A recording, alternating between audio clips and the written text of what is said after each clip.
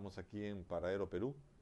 Esta vez vamos a conversar sobre la consulta previa, la ley, su inicio, bueno, las posibilidades que abre y seguramente también las dificultades.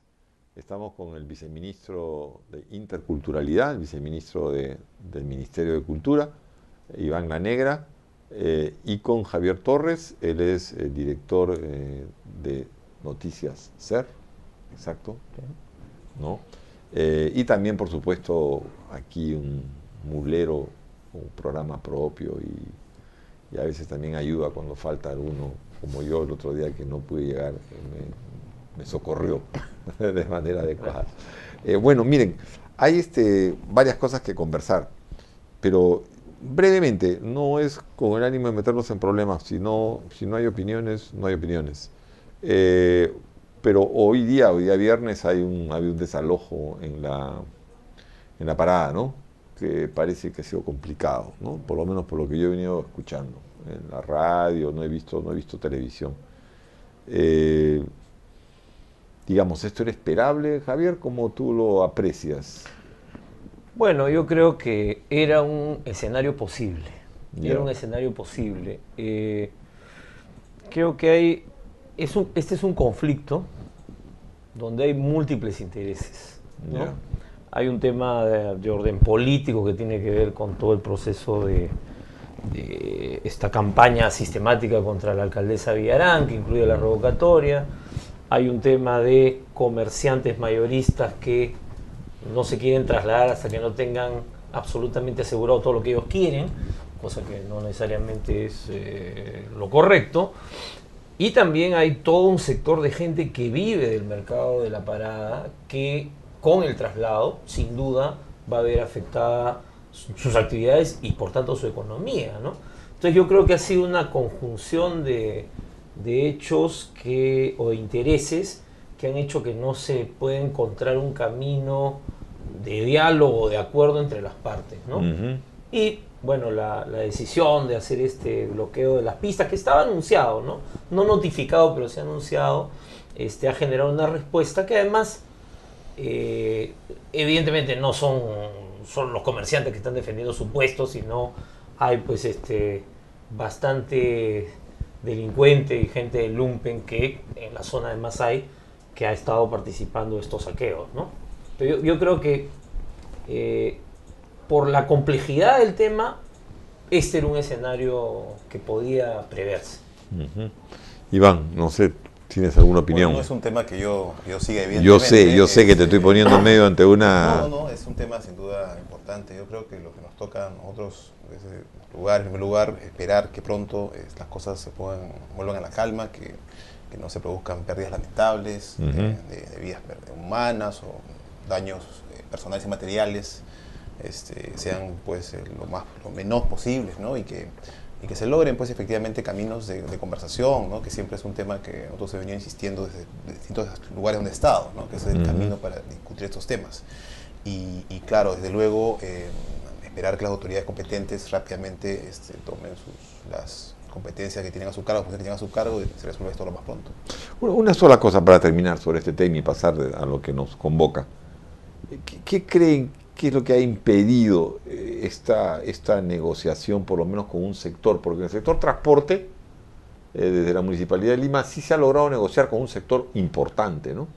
Tan es así que los paros no han resultado exitosos, ¿no? No es que no se ha sentido, pero no han resultado exitosos. ¿Por qué? ¿Qué particularidad ves en este caso? Bueno, un primer tema es que desde ya la campaña electoral había un diálogo con algunos de los gremios de transportistas, De acuerdo. ¿no? Y ahí ha jugado un rol clave Gustavo Guerra García, que no es regidor, pero es parte del equipo Ujú. es un dirigente clave de Fuerza Social, ¿no? Y que es quien ha estado, digamos, de alguna manera trabajando este tema. Creo que en el otro, aparte de los temas que yo te decía, creo que es un tema de distinta Naturaleza. naturaleza, ¿no? Es un asunto focalizado, en Mm. primer lugar, ¿no? Y donde entonces, por lo menos, un sector que se va a movilizar en contra está defendiendo probablemente algunos su negocio en grande y otros su pequeño negocio en pequeño. Entonces, ahí es más difícil llegar a un acuerdo, ¿no? Y en general creo que el tema a diferencia del transporte, que es un tema más transversal a toda la ciudad, este no es percibido como tal, ¿no? Eso es cierto. Claro, porque la parada parece como territorialmente ubicada en un sitio, ¿no? ¿Algo sobre eso, Iván? No, lo único, como digo, es que yo siempre he sido parte, además, de los temas que yo he estudiado, sí es estas dificultades que siempre existen entre temas territoriales, distritales y provinciales, las dificultades que tienen para articular agendas, los incentivos distintos que tienen los actores, pero en verdad en este caso en particular, digamos, no tengo la información suficiente para hacer un juicio mayor a ese, ¿no? De acuerdo. Bueno, pasemos a lo que nos ha traído para conversar. Es sobre la ley de consulta previa y el inicio del proceso. Se ha anunciado, tú has anunciado personalmente, creo, que se inicia en la Amazonía, ¿no? Es en un distrito, entiendo, vinculado a la producción petrolera, ¿no? No sé si nos puedes explicar brevemente en qué consiste esa primera consulta, a ver, la consulta y a quiénes involucra. Claro, la consulta en realidad se refiere a múltiples tipos de medidas del Estado, ¿no? Y uno de estos tipos es las medidas que están vinculadas con actividades extractivas. De acuerdo. Y entonces esta va a ser la primera de ese tipo, ¿no? Que está vinculado en este caso con un lote petrolero, el lote 192, que antes, bueno, hasta ahora se llama lote 1AB, pero que ahora va a tener una nueva denominación porque va a cambiar inclusive la configuración del mismo, y en donde están ubicados sin duda pueblos indígenas en este ámbito. ¿En qué distrito es esa? Es Andoa, bueno, es la zona de tripartito entre los ríos Pastaza, Corrientes, Tigre, es en esa zona en general. Es en la frontera, ya, entonces. pero esto está cerca de Andoas, ¿no? Este cerca de Andoas. Ya. Entonces, la situación... Es una zona de antigua producción petrolera, es una zona ¿no? de décadas de producción petrolera, donde ha estado el Estado, claro, donde han estado privados. Y lo que se ha hecho ahí es atender a una demanda de las propias organizaciones indígenas, porque hay que entender en este caso que son ellas las que plantearon al Estado empezar con esta consulta aquí, porque señalaron que era un elemento clave para poder llevar a cabo una nueva otorgamiento de una nueva licitación, un nuevo contrato de exploración y explotación sobre este lote. Y en el seno de una comisión multisectorial que se ha creado precisamente para discutir los temas de estas cuencas, el Tigre, el Pastaza, el Corrientes, más el ámbito del Marañón, se tomó el acuerdo efectivamente de empezar la consulta por este punto. Ahora, no es una consulta que digamos empieza con este anuncio, empieza con la decisión de hacer consulta, pero ahora el plazo previo es la preparación del plan de consulta, que es definir a quiénes, en qué fechas, cuáles van a ser los ¿Cuál pasos. será la fecha, más o menos? Es que, a ver, nosotros inicialmente habíamos hecho un anuncio de que más o menos en marzo del próximo año deberíamos culminar la etapa de preparación del plan.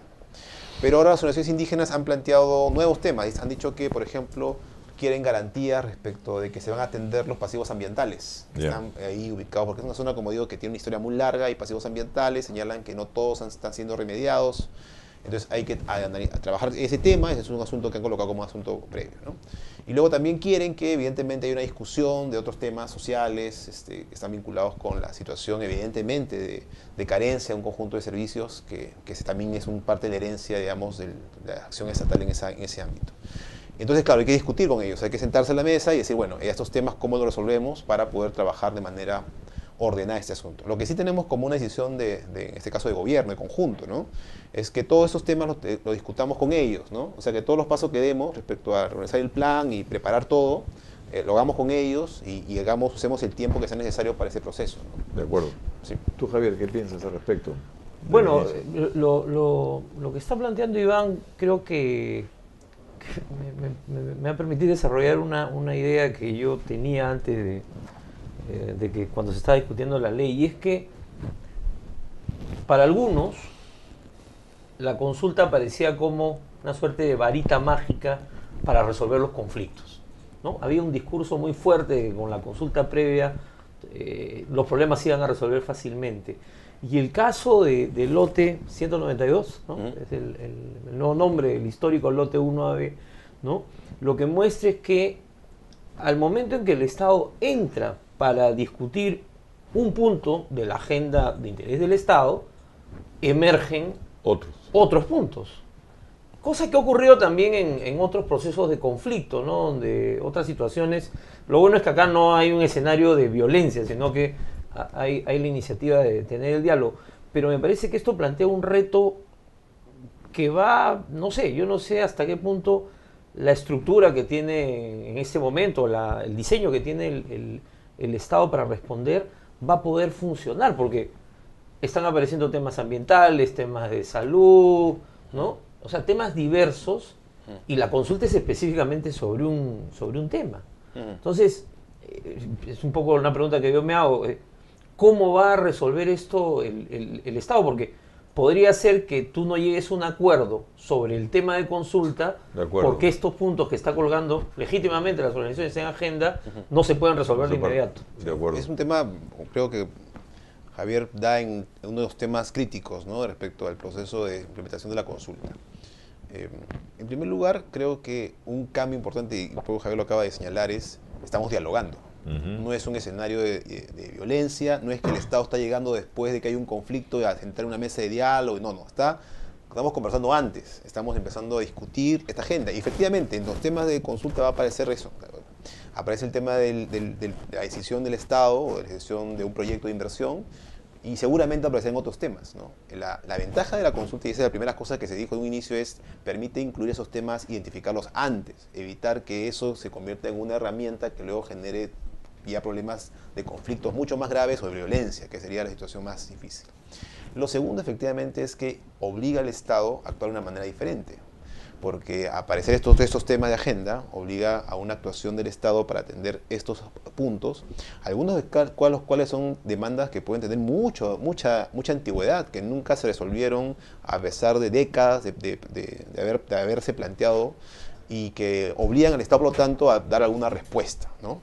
Los pasivos de la OXI. Por ejemplo. Entonces, por ejemplo, ¿qué está ocurriendo ahora? Allá hay un grupo de gente experta del Estado en la zona haciendo un levantamiento de información y data ambiental a pedido precisamente de las organizaciones después del diálogo, para recoger información sobre lo que hay ambientalmente en el evento. Y es un equipo que está manejando el equipo de sector ambiente, sector energía y minas, de Perú Petro, ¿no?, para levantar esa información. Desde luego, eso tiene toda una serie de costos, y efectivamente está el tema de que todo esto implica una movilización de recursos y de personas que va a poner efectivamente, va a impulsar al Estado a tener que construir capacidades. Creo que uno de los temas que va a originar sin duda la consulta es que está yendo a las zonas rurales, donde el Estado tiene normalmente lo que se ha usado como nombre de menor densidad. De acuerdo. Entonces va a obligar al Estado a construir nuevas formas de intervención ahora, de temprana, para atender ese déficit. Ahora, partiendo de, por ejemplo, no sé, miren el costo que ustedes explican que está significando hacer esta primera consulta. Pero el Estado tendría que tener una capacidad impresionante para poder hacer 5 o 10 consultas al año. Bueno, eso es porque, exactamente... claro, porque... No es cierto, porque si una primera consulta, ustedes la habían previsto, no sé, para marzo, y se dan cuenta que han salido, la agenda se ha complicado porque han salido otros temas que no estaban. Estamos conversando, ¿no? No, bueno, pero digamos, aparentemente, esto, y van a haber otras demandas de consulta, tiene que tener, digamos, el Estado tiene que tener capacidad para hacer, ¿qué? Sí, no menos de 10, ¿no?, sí, al año, sí, sobre asuntos clave. Otro tema importante, ¿no? No todas las consultas tienen estas complejidades, ¿eh? Hay otras que van a ser más simples, pero efectivamente hay algunas que van a ser muy complejas por la situación de las áreas y el tipo de medida que el Estado quiere aprobar. Entonces va a implicar distintos tipos de negociación, no todas tienen ese nivel de complejidad. Efectivamente, el otro nuevo es una situación muy compleja. O sea, es muy compleja, tiene múltiples aspectos que discutir, pero también está implicando una actuación del Estado especial. O sea, tienes a la presidenta de Perú Petro, tienes a la gente principal del Ministerio de Energía y Minas, de Ambiente, todos discutiendo ese tema y conversando con las organizaciones indígenas cómo enfrentar eso. Sin duda, al principio van a haber distancias y temas en los cuales, veamos, tenemos que poner de acuerdo, pero ese tema ya es un tema importante. Pero tienes razón, es decir, si uno empieza a ver esto como una necesidad que tiene que haberse en varios lugares y tiene que haber toda una capacidad de hacerlo, sin duda. Ahora, hay dos posibilidades, ¿no? Aquel que dice, bueno, como esa capacidad no existe, Entonces, bueno, ahí No hacemos no nada. hagamos nada. Claro. Y la otra es que este es de mi, digamos, creo, el objetivo de mucha gente que está involucrada de manera leal en este tema. Es decir, esto puede motivar a que el Estado empiece a generar una capacidad Claro, nueva para estos claro. temas. Esa es una mirada, fíjate. Porque que- podría significar si se lograra, podría significar una chispa para una gran reforma del Estado. A ver, vamos con calma. No, También. no, en serio. Sí, Es que la demanda tampoco es grande. Claro, pero también nos queremos, digamos, esa es una herramienta, y también importante reconocerlo, ¿no? Que está desarrollando en el Perú como una política pública que no tiene un correlato de experiencias similares en otros países de la región, salvo Colombia de una manera parcial. Entonces, a diferencia, por ejemplo, del estudio de impacto ambiental, Ya. ¿no? Que tienes décadas de experiencia, que por lo tanto hay regulación ambiental en todos los países con EIAs y sabes muy bien cómo funciona y tienes múltiples no. modelos. En el caso de consulta no. Entonces, gran parte también de esta estructura que estamos construyendo es absolutamente novedosa, entonces no tenemos un referente, ¿no?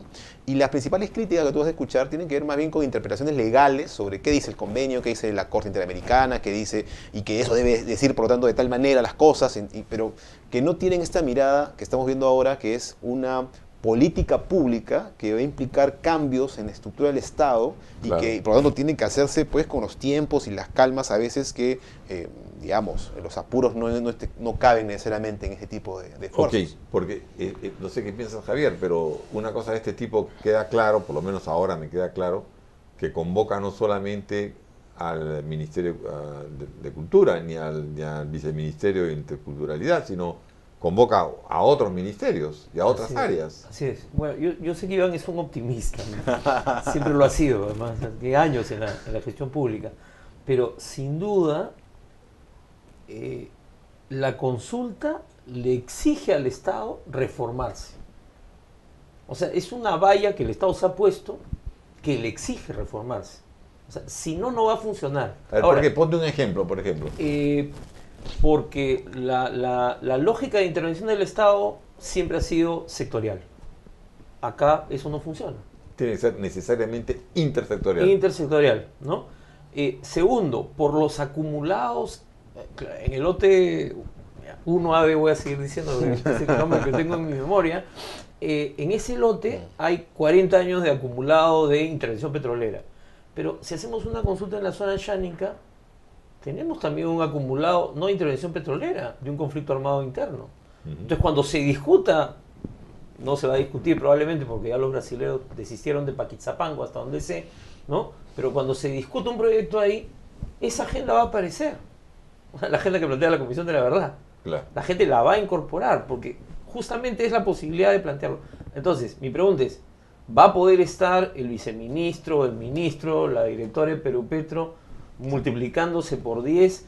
Es bien complicado. Ese es un problema del tema, ¿no? O sea, pero creo que sí, que es una posibilidad, como decía, para reformar al Estado desde una política pública y otras más que tienen que haber. Ahora, el otro problema que yo quiero plantear como preocupación es ¿cuánto tiempo van a esperar las empresas petroleras en particular, donde el caso peruano es diferente al minero, porque las reservas no son tan grandes como otros países, a que el Estado se ponga de acuerdo con los pueblos indígenas? O sea, me parece que también es un tema de, supongo que hay enormes presiones desde ese lado, pero me parece que esa es otra dimensión del conflicto, y hay algunas empresas que, ante resistencia de algunas poblaciones, como Talismán, han dicho, bueno, nos vamos, ¿no? No por un tema de consulta, pero ven que hay resistencia y ven que estos procesos se van a demorar, entonces simplemente dicen, bueno, no me sale a cuenta el negocio. Entonces, ese es otro tema. Yo supongo que ahora, como es la primera consulta, hay como una suerte de dejar que el gobierno se ordene, Claro, pero claro. creo que esto no va a ser tan fácil, ¿no? Ok, vamos a una pequeña pausa y regresamos para seguir conversando sobre consulta previa con Iván La Negra, viceministro de Interculturalidad del Ministerio de Cultura, y con Javier Torres.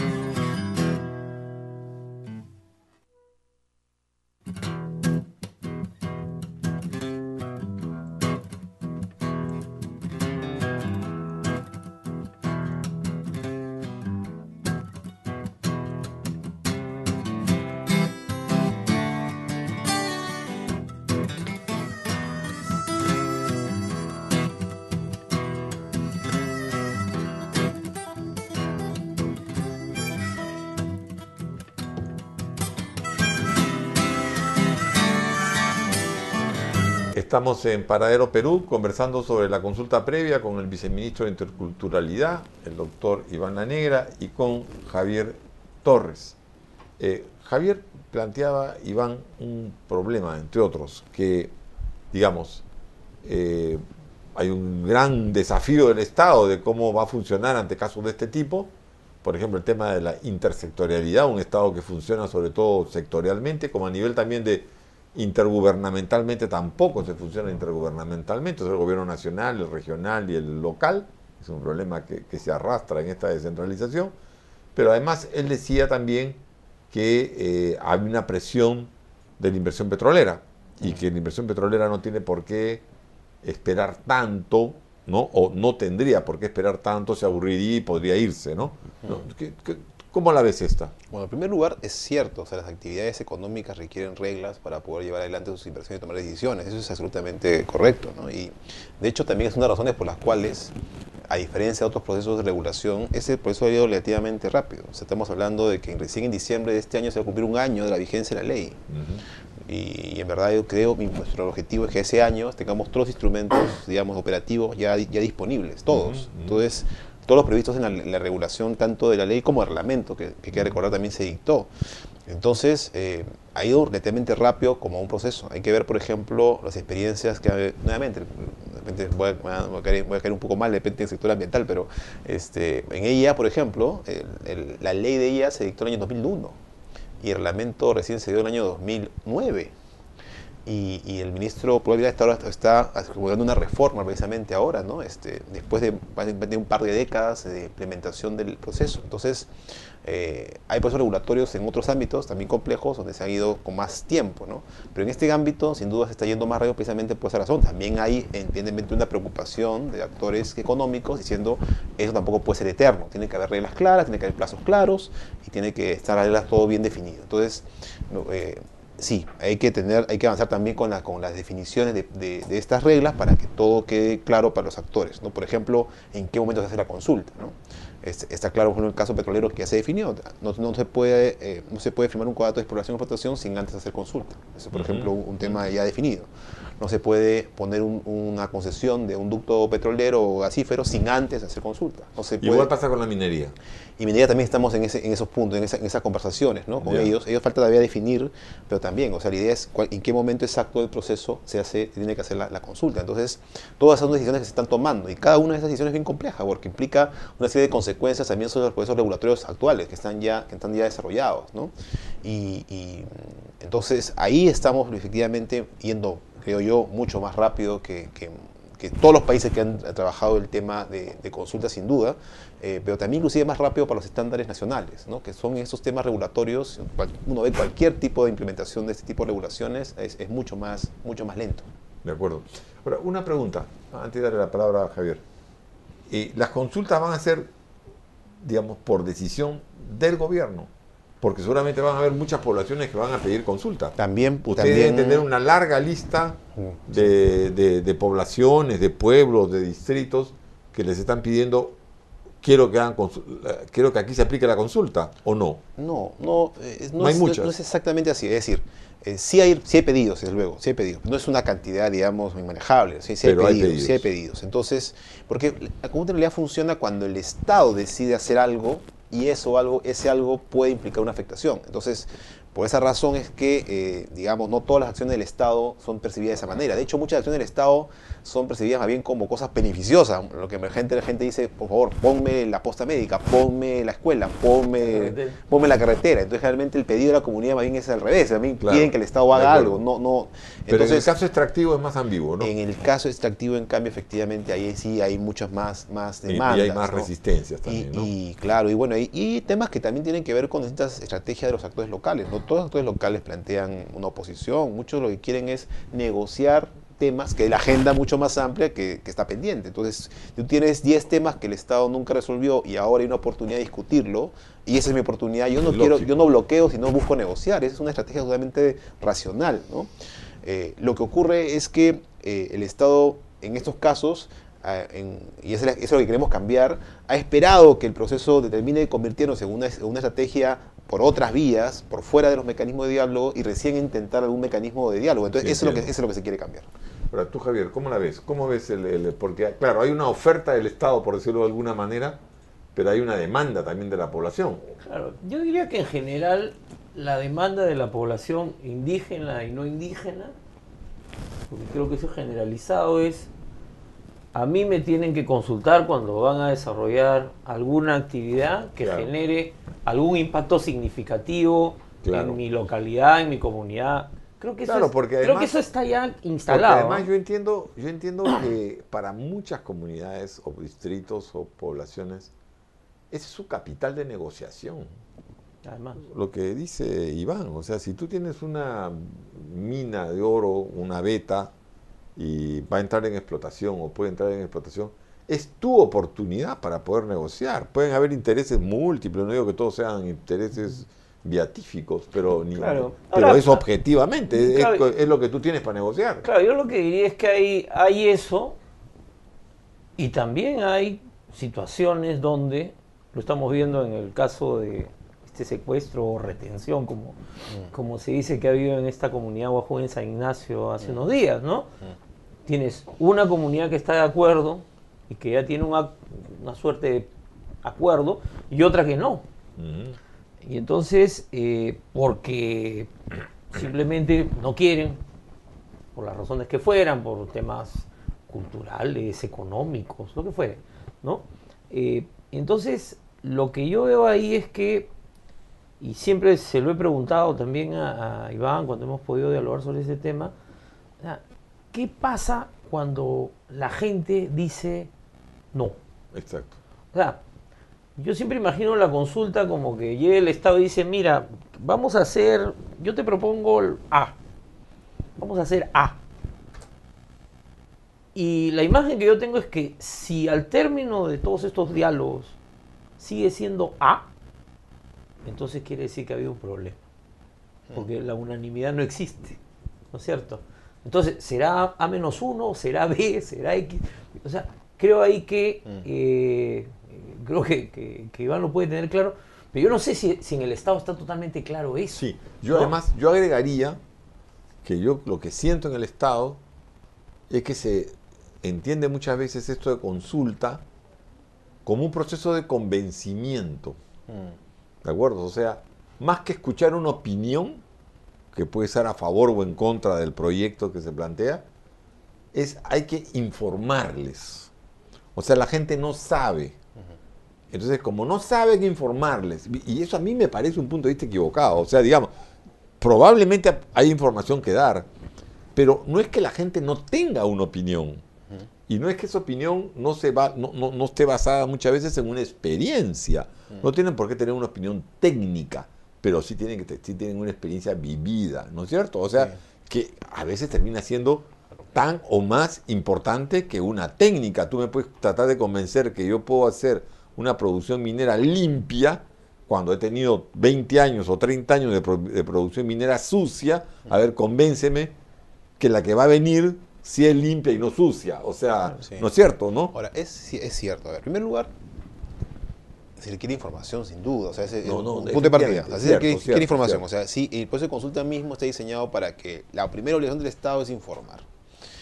La segunda cuestión es cómo es que se plantea efectivamente el proceso de discusión. Y el reglamento es muy claro. Dice, una de las cosas que va a ocurrir es que frente a la propuesta del gobierno o del gobierno regional o de la municipalidad, o los pueblos indígenas pueden plantear otra cosa.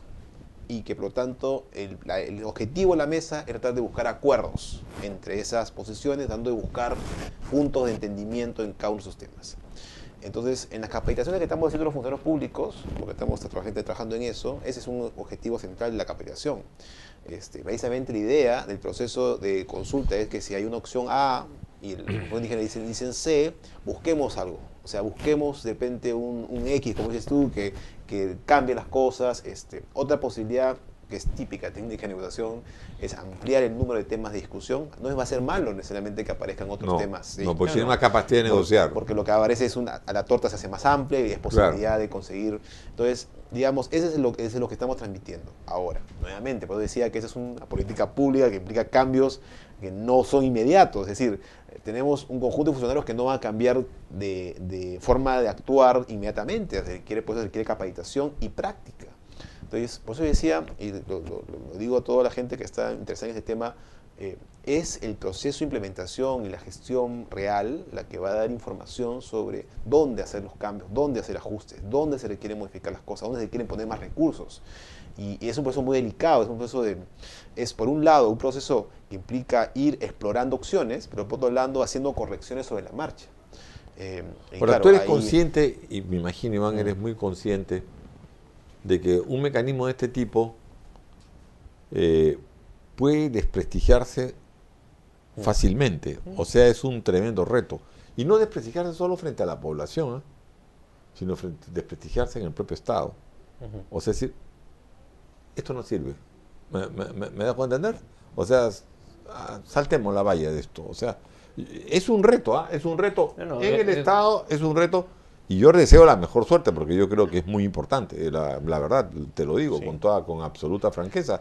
Y de tu seriedad y de tu rigor. Aunque estudié inicialmente Derecho, nunca he sido pues muy formalista yo en mi vida, ¿no? Claro. He sido muy pragmático, muchas cosas, ¿no? Entonces, mira, esto ha sido resultado básicamente de esfuerzos internacionales, impulsado básicamente pues, del ámbito legal, ¿no? Entonces, digamos, asumiendo casi como un acto normativo, digamos, un acto casi moral, de que eso es necesario, ¿no?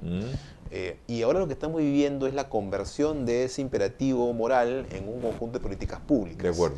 Entonces, oye, eso de verdad, veamos si de verdad tiene un conjunto de utilidades y dónde sí, dónde no. Exacto. Eso es lo que vamos a empezar a mirar. Ahora, desde luego que existe ese riesgo siempre de cualquier instrumento, de cualquier política, de que exista luego una mala imagen o una desconfianza en el instrumento y en su aplicación. La forma de hacer que eso no ocurra es evidentemente ir avanzando, probando cosas, haciendo correcciones, mostrando siempre las oportunidades que estos instrumentos ofrecen, pero tampoco es otro tema, ¿no? Porque también lo escuché como un argumento, no en tu caso, desde luego, pero en otros casos, más bien mucho más conservadores en su momento. Decían, precisamente porque hay ese riesgo, esperemos hasta que existan condiciones. Y creo tampoco, o sea, creo que esos temas que son así de complejos, hay que ir avanzando, y yo sé que debe haber muchos riesgos, y son parte de la actividad. Te digo, más mi temor viene por el lado de que el Estado peruano es un Estado, ya no sé si llamarlo pragmático, pero es un Estado muy poco institucionalizado. Bueno, creo que tú lo sabes mejor que nadie. Entonces, por eso es que puede una experiencia de este tipo, que yo creo que hay que sostenerla en el tiempo, tiene que haber una voluntad política de sostenerla muy fuerte, además de conseguir logros prácticos, ¿no? Por supuesto. Claro, por ejemplo, yo estaba pensando en las reformas del 2002-2003 vinculadas a participación ciudadana. Un gran entusiasmo, mucha gente comprometida, todo el tema de presupuestos participativos, plan de desarrollo concertado, rendición de cuentas, ¿no es cierto? Y revocatoria. Sobre la revocatoria quería hacer un comentario justamente. Y de pronto las autoridades comenzaron a verlo como un trámite que había que cumplir. Es como los candidatos, ¿no? Que las firmas son un trámite, ¿no? Claro. Y la población empezó a sentir que ahí no estaba el poder. Decidiendo, exacto, no estaba el poder. Es ¿no? como cuando tú haces claro, es lo que he escuchado muchas veces, ¿no? Haces tu presupuesto participativo, pero ya la gente sabe que ahí no está el poder, ¿no es cierto? Exacto. Yo puedo tomar tales prioridades, pero el poder está, no sé, en el municipio, en el alcalde, en el MEF, en no sé dónde, claro, pero no está ahí. ¿no? Y en el caso de las consultas, los compromisos que asuma, porque si ya es un reto llegar al acuerdo, cumplir con los compromisos derivados de la consulta, sobre eso no hablan mucho mis amigos abogados que ven estos temas, pero a mí me parece que es el siguiente punto que hay que ver, ¿no? Claro. Y no estoy hablando, pienso ahora no en consulta, lo que está pasando en Espinar ahora, este proceso de diálogo que se ha establecido, el gran reto es, ya termina la mesa de diálogo dentro de 3 meses, ¿y después quién? ¿Cómo le damos seguimiento a los acuerdos? Son las famosas mesas de diálogo que nadie la sigue. Exacto. ¿no? Entonces, ahora yo creo que, digamos, Lo que he visto en el tiempo que estoy trabajando dentro del gobierno es sin duda un apoyo como nunca antes he visto respecto a una política tan compleja como esta. A ver, porque por empezar, el Congreso dio la ley, el presidente la promulgó, el presidente ha apoyado el proceso de reglamentación, finalmente ha dado reglamento dentro de plazos muy cortos, lo cual implica sin duda un compromiso con el proceso. Se han brindado recursos para empezar el proceso de implementación de este tema. Los sectores están, por diversas razones, ¿no? Los sectores también están interesados en que esto se vaya desarrollando. Entonces son circunstancias, digamos, a veces es el nombre que recibe en gestión pública es una ventana de oportunidad. Ahora, la posibilidad de que eso tenga un apoyo político sostenido también depende de los éxitos del proceso. O sea, conforme el proceso vaya teniendo resultados, eso va a generar va construyendo su propia legitimidad. Un reforzamiento positivo que origina, oye, sigamos en esto, ¿no? Ahora, lo que sí, y también... Y tú en la Defensoría lo sabes. Lo sé muy bien.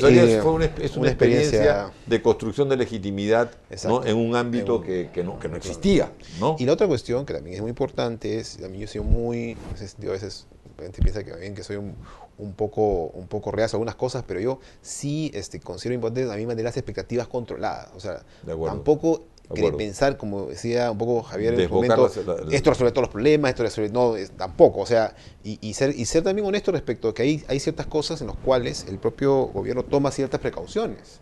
Y porque precisamente porque es un instrumento nuevo que tiene un conjunto de riesgos, entonces es natural que eso ocurra. Entonces, el otro elemento, hasta donde hemos conversado, son las organizaciones indígenas. Sin duda. Porque, claro, en el ámbito local, donde van a ser gran parte de las consultas, es un actor de una naturaleza, pero también están las organizaciones indígenas nacionales, que tienen otra agenda, que están preocupadas de otros temas. Yo estoy yendo ahora y las ONGs que trabajan en el tema, ¿no? Yo estoy yendo ahora en unos días a Washington a participar de una sesión de la Comisión Interamericana de Derechos Humanos.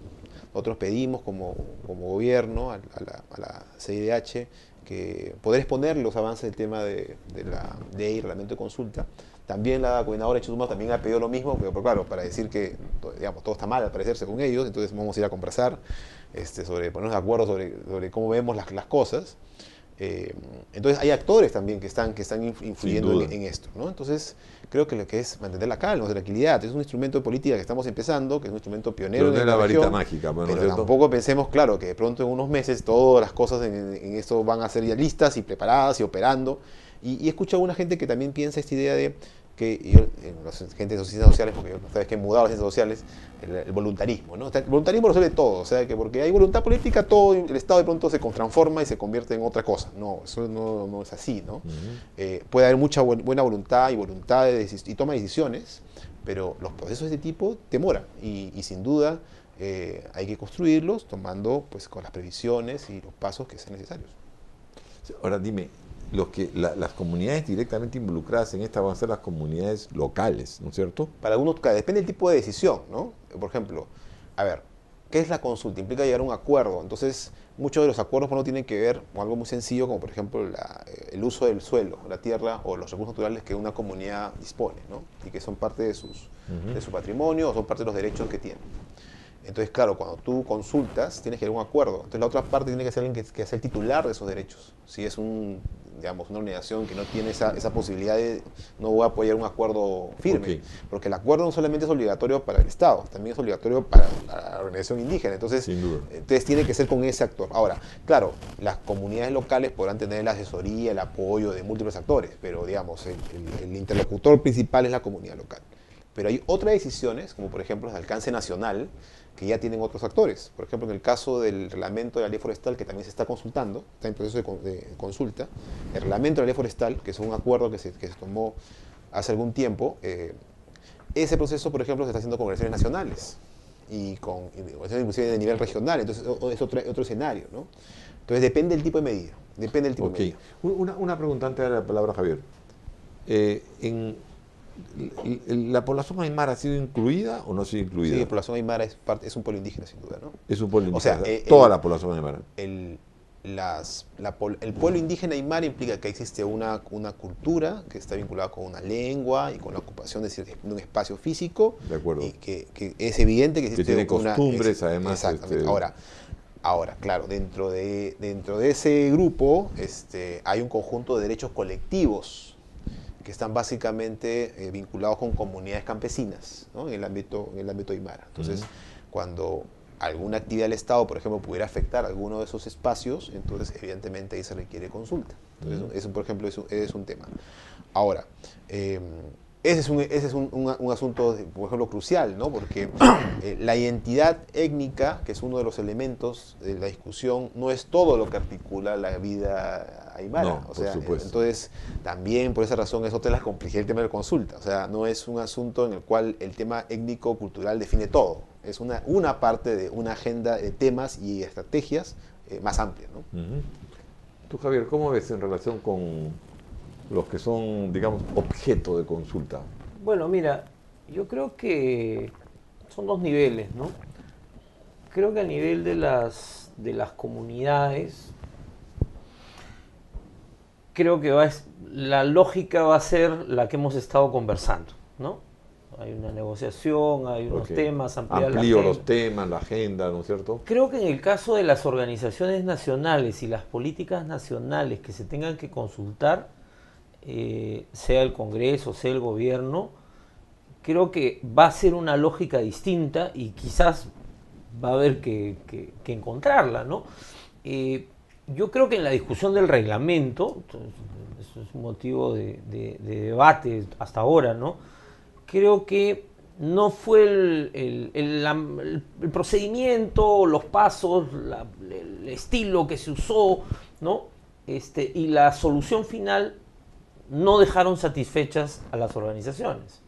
Entonces, claro, no se trata de que tu Estado tengas que dejar satisfechos con quienes dialogas, pero ahí sí hay una posición y una percepción de que esa consulta no se dio en los términos y en los estándares adecuados, y por eso hay las observaciones que ha señalado Iván.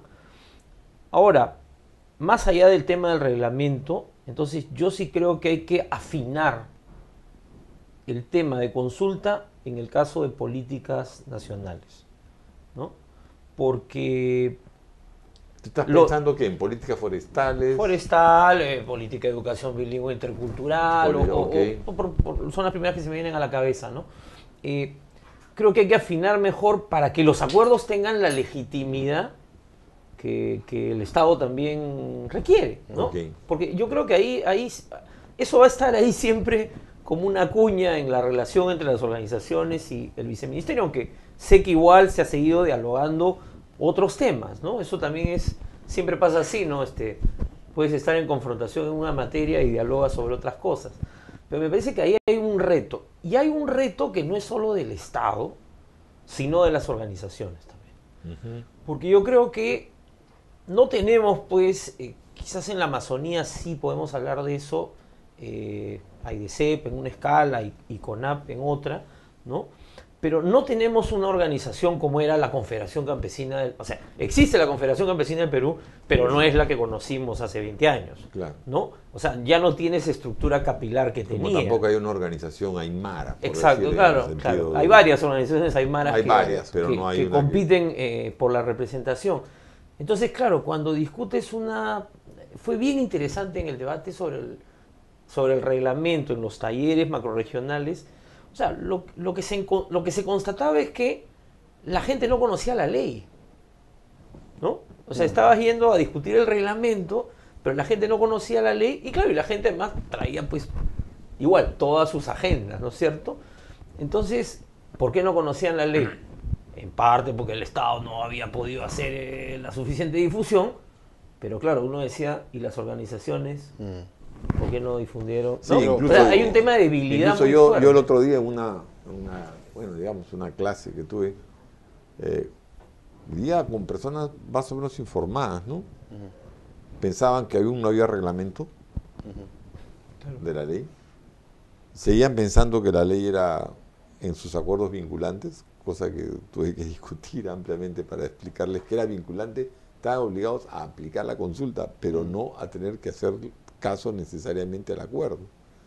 Y tercero, incluso no se consideraba, por ahí hubo opinión y nadie estuvo en contra, de que los aymaras no estaban considerados. O sea, Digamos, una de las conclusiones que saqué, yo sé que recién están ustedes comenzando, ¿no? O sea, que es normal, no se trata tampoco de sacar spots en televisión para que, ni en la radio. Pero ¿no? van a salir. Pero bueno, cierto. está muy bien, pero efectivamente hay poco conocimiento, ¿ah? Ahora, es absolutamente lógico, porque como digo, es una política efectivamente nueva, pero además por otra razón, digamos, hay otros actores. Hay mucho prejuicio. ¿Ah? Mira, el tema del reglamento, Te digo francamente. el tema del reglamento es interesante. Yo estuve directamente viendo todo el proceso, ¿no? Y en verdad, la manera como se hizo fue una manera acordada con las propias organizaciones. O sea, las organizaciones nacionales plantearon básicamente esa estructura de discusión.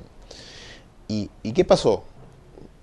Recordarás que cuando antes que se apruebe la ley, las organizaciones nacionales plantean públicamente la necesidad de que se apruebe la ley en el texto que finalmente se dio, ¿ya? Ahora le dicen que no, pero en verdad en ese momento está todo documentado, efectivamente así lo pidieron. Pero ¿qué ocurrió? En su discurso ellos decían, ¿no? Todas nuestras bases apoyan esta ley, todas nuestras bases dicen que esta ley es la que hay que aprobarse, todas nuestras bases dicen, ya, y cuando fueron a las bases, en estos eventos, ¿qué ocurrió? Que la gente decía, oye, yo no conozco, ¿eso dice la ley?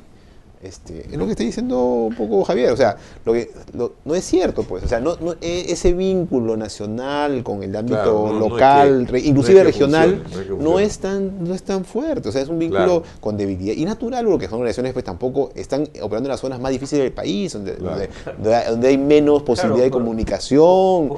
Por eso quería recuperar una breve pausa y retornamos, ya, para seguir conversando sobre consulta previa.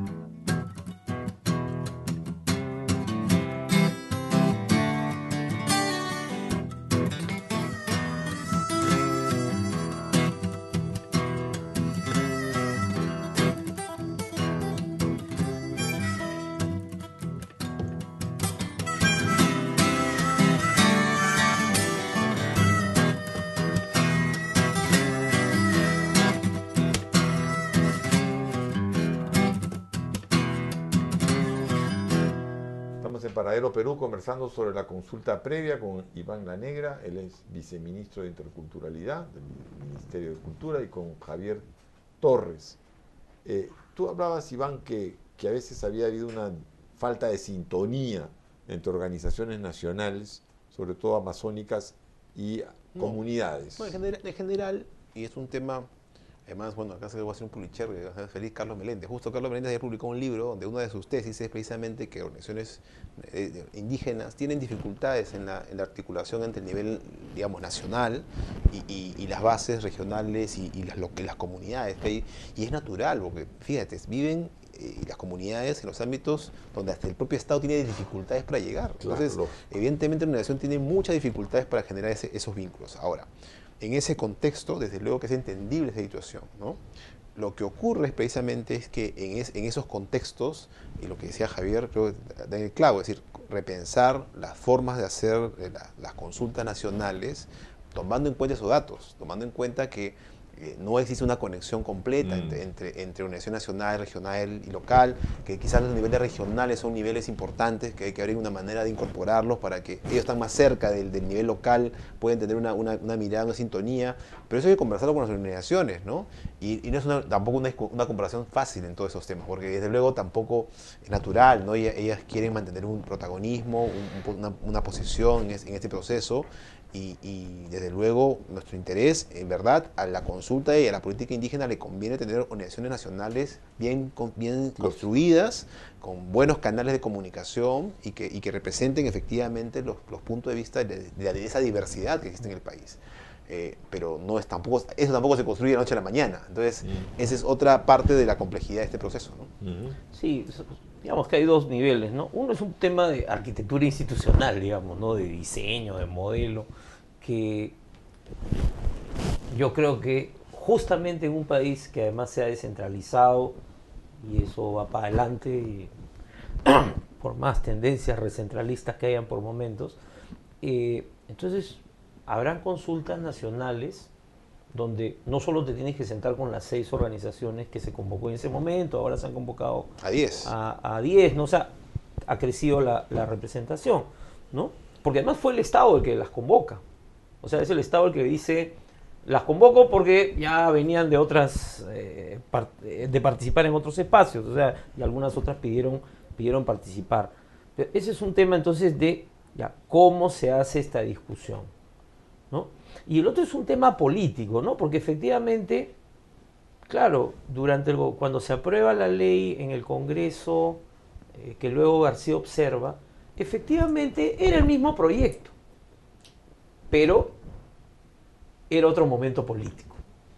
Y entonces, claro, las organizaciones indígenas consideraron que lo que había sido bueno hace un año, ya no por mandato de las bases, sino que por la evaluación que ellos hacían, no era suficiente o podían pedir más.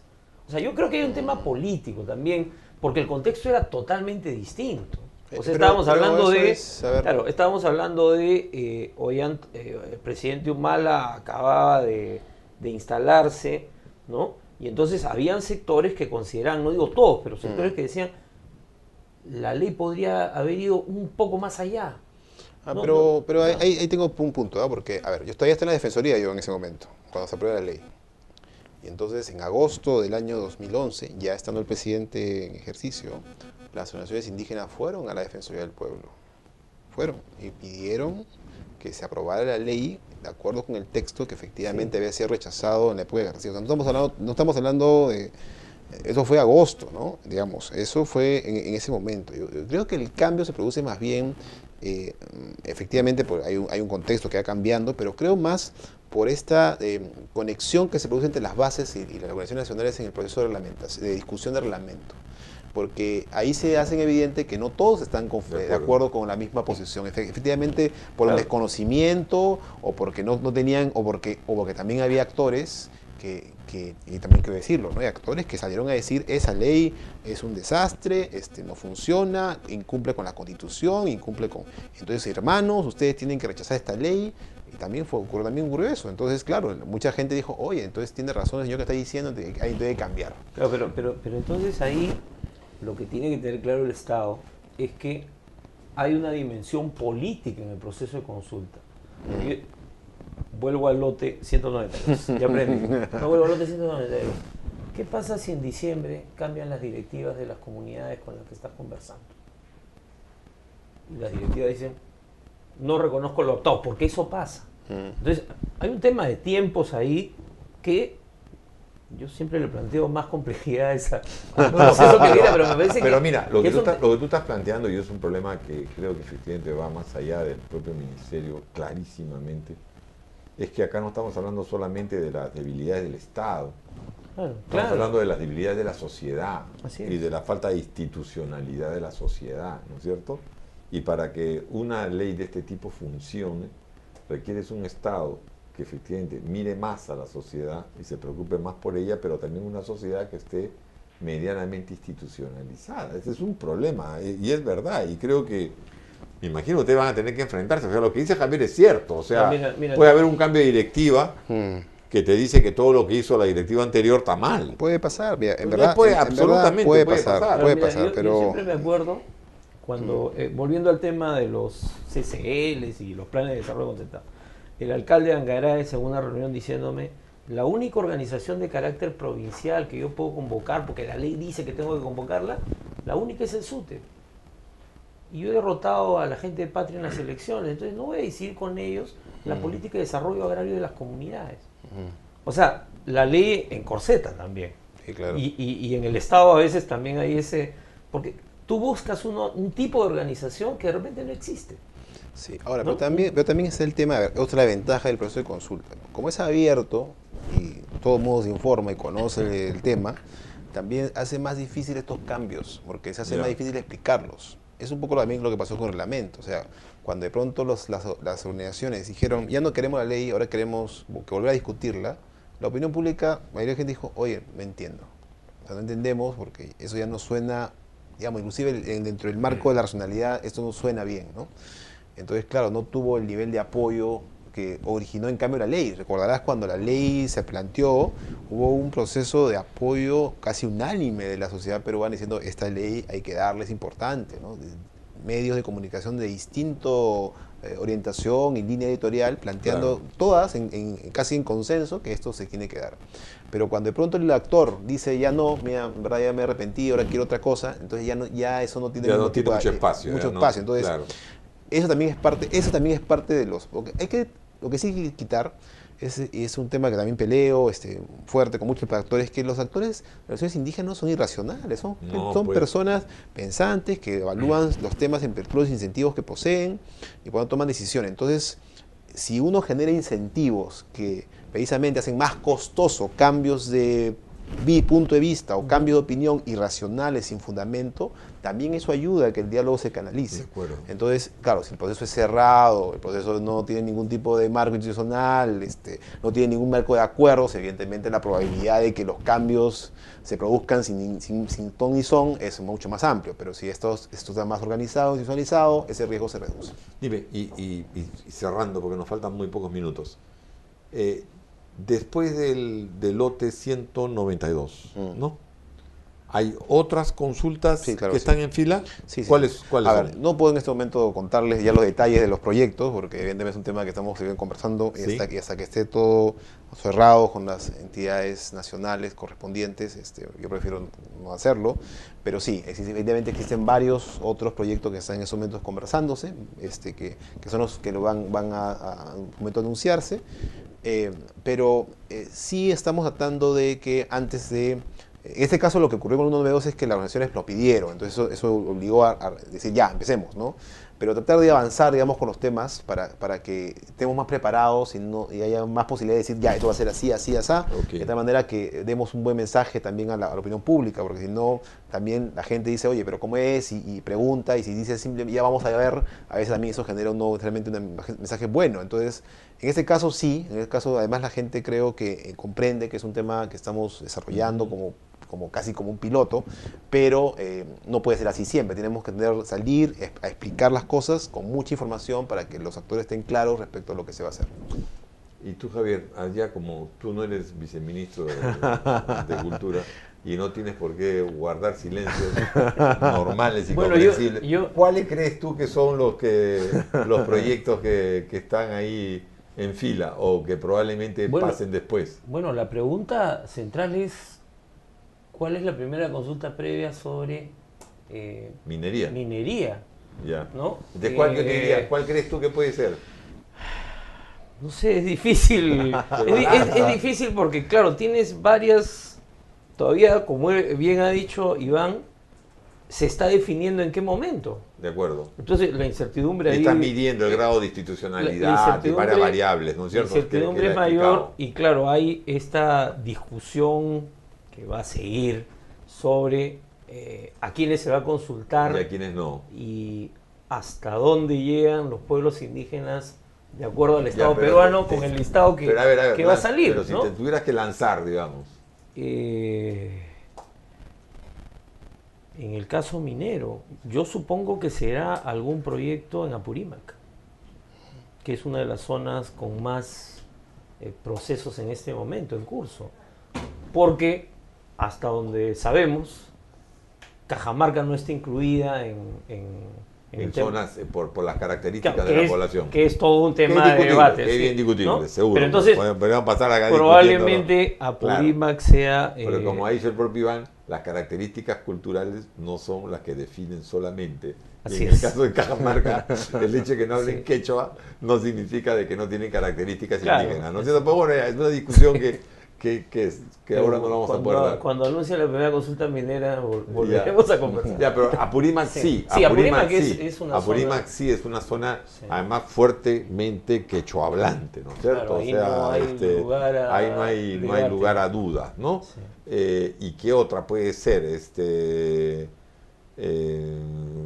¿Cuál? En Cusco. Bueno, en Cusco hay varios En proyectos. Cusco también hay en varios Cusco. proyectos, ¿no? Acá estamos hablando con un poquerista. Bueno, pero digamos que Apurímac y Cusco son las dos Apurímac zonas y donde en Cusco, este ¿no momento es hay cierto? varios proyectos en Porque, camino. claro, porque incluso en el mismo Estrata tiene por lo menos el proyecto que va a iniciar y viene otro, Claro. ¿no es cierto? Entonces, digamos que podría ser Cusco otra región. ¿Algo para terminar? ¿Algo que quieras completar, Iván? Bueno, como digo, nuestro objetivo es que ahora, entrando al año de vigencia de la ley, ya tengamos los instrumentos completos, De acuerdo. ya públicos, operativos, ese es nuestro objetivo, estamos trabajando en eso, y también estamos trabajando en otros actores que no hemos tenido oportunidad de conversar, ¿no? Como los intérpretes de lenguas indígenas, Bueno, es muy importante, o ¿no? el registro de facilitadores, o ya tenemos también un registro de actas de acuerdos, que va a ser el instrumento para el seguimiento de los acuerdos que se vayan tomando, o sea, varias herramientas que todas están... Imprescindible, ¿no? En verdad es cuando hemos visto hace mucho un balance general de todos los puntos, es un tema bien complejo en términos inclusive de diseño, ¿no? Que Claro, realmente porque ahí haga el estás resultado. abriendo justamente esto que hablábamos, que esa es la palabra, es muy rimbombante y muy grande, pero es un aspecto de la reforma del Estado. Es como el Estado conversa y traduce, en el mejor de los sentidos, y dialoga con sus poblaciones, ¿no es cierto? Sí, O sea, claro. y tiene que ver hasta con A veces con traductores. mi única resistencia al tema de reforma del Estado es que a veces Es un cajón desastre, sí, ¿no? a veces dice, claro, casi como... Entonces yo prefiero decir, es una política pública nueva, Ok, de acuerdo. que sí, No, que, sí, sí, estoy de acuerdo. pero sí queremos efectivamente que incentive cambios institucionales importantes en el país. Eso sí, sin duda, de acuerdo, eso es Una clave. cabecera de playa de la reforma del Una- Estado. Además, de carácter intercultural, además, de carácter Además, intercultural. claro que sí. ¿Algo, Javier, para terminar? Y bueno, yo creo que... yo creo que es clave que el gobierno pueda, a pesar de todo el tiempo que se tiene que tomar para esta primera consulta, ¿no? Sacarla bien. No solo sacarla bien, sino que el proceso sea lo más transparente y abierto posible. Porque Iván ha dicho algo que es importante, tú también, el tema de la información. Y este es un Estado que no está acostumbrado a dar información. Sí. Y además tampoco está acostumbrado a tenerla bien organizada, que esa es otra tragedia en Perú. Sí, ¿no? dos datos nomás. A mí, por ejemplo, creo que uno de los primeros que comprendieron la necesidad de hablar en quechua en el Perú fueron algunas de las empresas de telefonía, ¿no?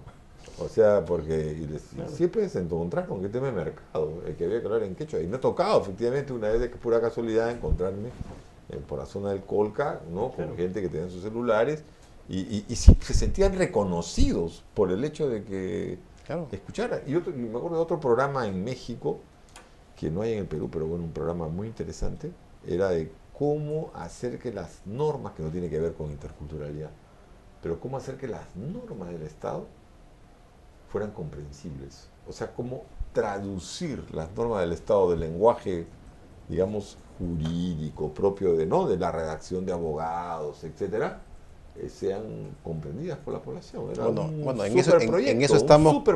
En eso estamos con intérpretes de lenguas indígenas y además con la reglamentación de la ley de lenguas originarias, que es una norma que también va a ser consultada. Entonces, estamos en eso. Y vamos a crear una dirección de lenguas indígenas, con lo cual, en verdad, vamos a darle forma a esa línea de acción. Es otro desafío enorme, ¿no? Hacer que el Estado hable en las lenguas de todos los peruanos va a ser un desafío mayor, ¿no? Pero también hay que avanzar. Pero es parte, efectivamente, me parece crucial, me parece muy, muy importante. Pero la verdad quiero agradecer muchísimo a ambos, a Iván La Negra, viceministro de Interculturalidad del Ministerio de Cultura, y a Javier Torres, el director de revista, no, de Noticiero Ser, por haber permitido abordar el tema de la consulta previa, ¿no? Y todas las, no todas, porque no hemos podido, por supuesto, tocar todas las aristas que tiene este complejísimo tema, pero sí como un asunto como la consulta previa abre una ventana que esperemos se consolide, ¿no? de una relación como del Estado con sectores de la población, sobre todo de la población marginal, ¿no? La mayoría de ellas, no todas, pero la mayoría de ellas, ¿no?